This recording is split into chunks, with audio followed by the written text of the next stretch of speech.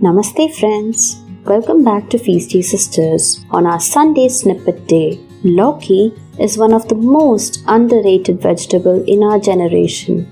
Yet, it can take up any form. What if you also have a curd stocked? A quick whip up into a dosa that is high on fiber fulfills a speedy breakfast fix or an evening snack. Let us spread dosas today then. Take 500 grams of semolina. To this, I have taken one whole medium-sized bottle gourd, grated, finely chopped coriander and curry leaves, about 2 tablespoons each, 2 fine chopped green chilies, along with salt to taste. Add in the curd, about 400 ml, to form a batter. Check the consistency. Add some more curd if you think your semolina can take more. Heat a pan at medium to low flame. Take a ladleful of the batter and spread it over the pan.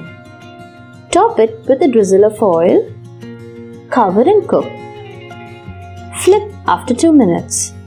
Once done, serve these savory pancakes hot with some pickle or a chutney of your choice.